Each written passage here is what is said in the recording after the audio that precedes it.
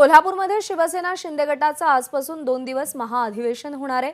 दुपारी 12 वाजता शिवसेनेच्या अधिवेशनाला सुरुवात होणार आहे। मुख्यमंत्री एकनाथ शिंदे महासैनिक दरबार हॉलमध्ये शिवसेनेच्या पदाधिकाऱ्यांना मार्गदर्शन करतील। लोकसभा आणि विधानसभा निवडणुकीला कशा पद्धतीने सामोरं जायचं या संदर्भात या अधिवेशनामध्ये चर्चा होणार आहे। तर उद्या अंबाबाई देवीचे दर्शन घेऊन संध्याकाळी 6 वाजता कोल्हापूरच्या गांधी मैदानावर शिवसेनेची जाहीर सभा देखील होईल।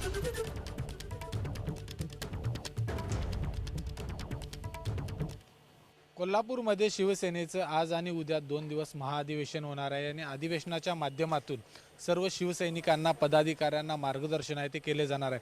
पुढच्या काही वेळातच या ठिकाणी मुख्यमंत्री एकनाथ शिंदे यांच्या हस्ते या अधिवेशनाला शुभारंभ होणार आहे आणि त्याच्यानंतर विभागवार या ठिकाणी पदाधिकाऱ्यांना शिवसैनिकांना मार्गदर्शन केले जाणार आहे।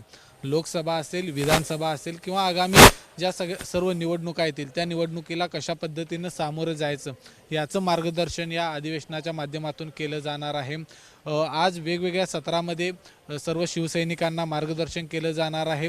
त्याचबरोबर उद्या करवीर निवासिनी अंबाबाईचं दर्शन घेऊन मग उद्या संध्याकाळी एक जाहीर सभा आहे ती कोल्हापूरमध्ये होणार आहे। म्हणजे शिवसेनेच्या वतीने एक तगडं नियोजन आहे ते या ठिकाणी होताना आपल्याला पाहायला मिळते। याच पेंडॉलमध्ये हजारो शिवसैनिक एकावेळी बसतील आणि मार्गदर्शन त्यांचं या ठिकाणी त्यांना केलं जाईल अशा पद्धतीचं नियोजन आहे ते केलेलं आहे। संपूर्ण जे शिंदे गटाचे सगळे मंत्री असतील, सगळे जे आमदार शिवसेनेचे ते या ठिकाणी पोहोचणार आहेत। त्यामुळं आज आणि उद्या पुढचे 2 दिवस कोल्हापूरमध्ये शिवसेनेचं या ठिकाणी अधिवेशन होते आणि या अधिवेशनामध्ये बांधणी पक्षाची बांधणी ही भक्कम करण्यासाठी, मजबूत करण्यासाठी आणखी मार्गदर्शन आहे ते केलं जाणार आहे। त्यामुळं या सगळ्या अधिवेशनाच्या माध्यमातून शिवसैनिकांना कशा पद्धतीनं प्रोत्साहन दिलं जाते, कशा पद्धतीनं त्यांना सूचना दिल्या जातात हे पाहावं लागणार आहे।